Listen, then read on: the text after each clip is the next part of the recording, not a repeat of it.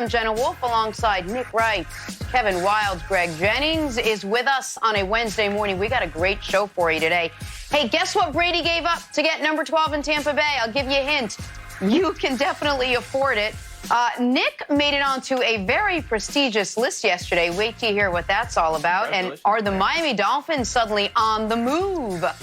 That's where we'll kick things off this morning with a little NFL draft drama. And this is what it's all about. A recent report has the Miami Dolphins considering trading up from the 5th pick to the number 1 overall spot to grab Heisman-winning LSU quarterback Joe Burrow. With 3 first-round picks, Miami certainly has the capital to do it. But, Nick, is it a good idea for the Dolphins?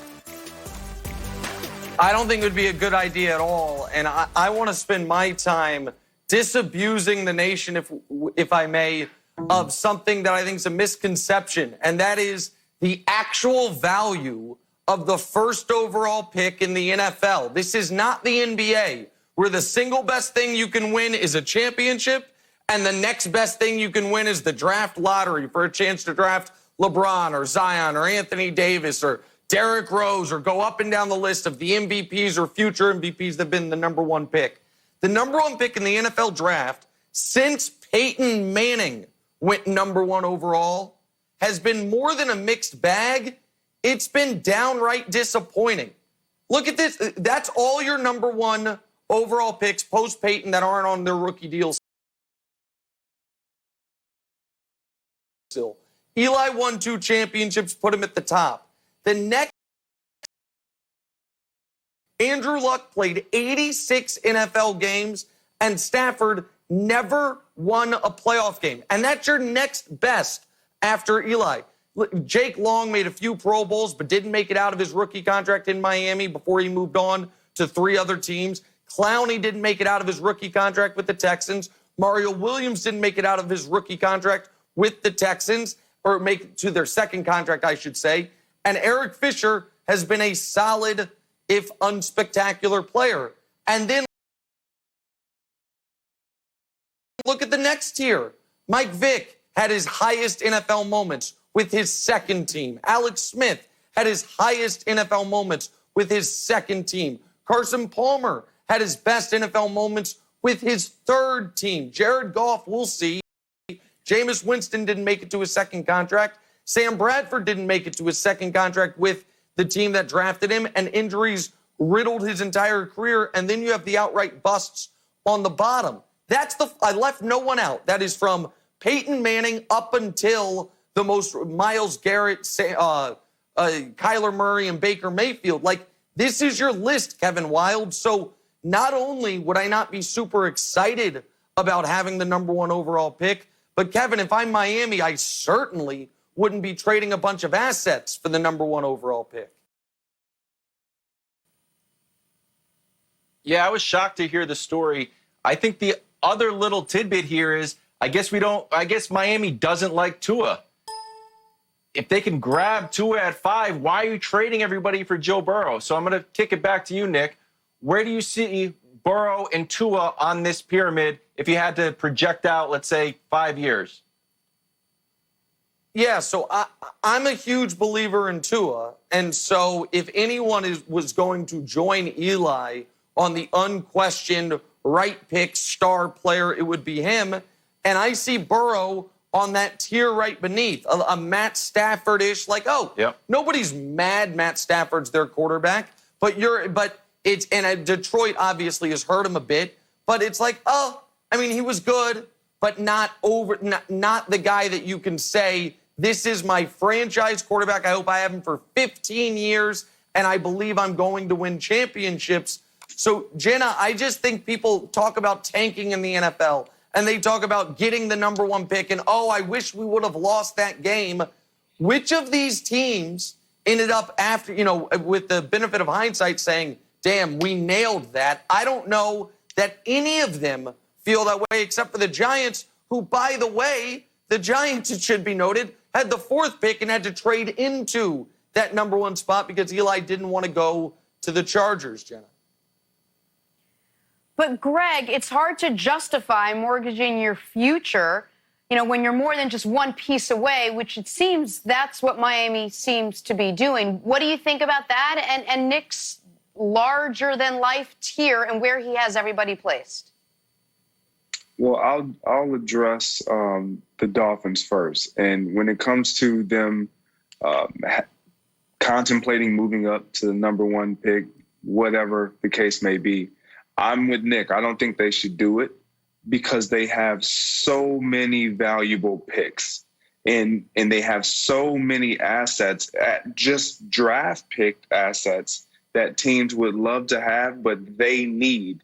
And when you look at what they've done this offseason, they've done a phenomenal job of just making sure that they address necessary needs. And now they have an opportunity to get who they want at the position that they already currently hold at the number 5 overall pick.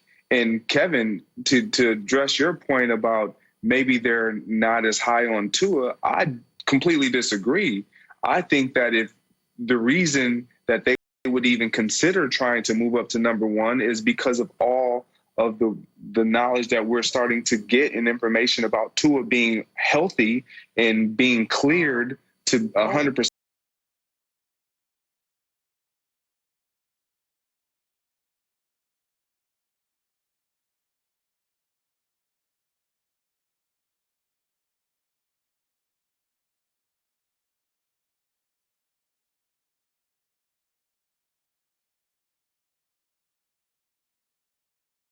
Next best quarterback in Miami since Dan Marino. And so when you have this opportunity, you got to take it, but I don't think they should. As far as Nick's a pyramid, Michael Vick, man, you got to have Vick higher, man. With some of the guys that you got as solid players, Vick is definitely a solid, if not higher player. He was a franchise quarterback now. All right, well, before, Nick, you react, that's an interesting wrinkle that you brought up. The assumption is that Miami would jump up, obviously, to grab Burrow, which everyone assumes is the number 1 pick, to run up to grab Tua and still take the rest of your draft capital. Well, that's just an interesting angle. But, Nick, there are 3 guys you did leave off your list, 3 number 1 picks for whom the jury is still out because they are still young on their rookie deals. Kyler Murray, Baker Mayfield, Myles Garrett. If you had to project those 3, where would you place them? So a number of things. I think Myles Garrett would fit perfectly within the Clowney, Mario Williams, solid players. Maybe he'll be better. Maybe he'll be transcendent. But Mario Williams was a very good NFL player that didn't bring you quite the value of the number 1 overall pick. Same with Clowney.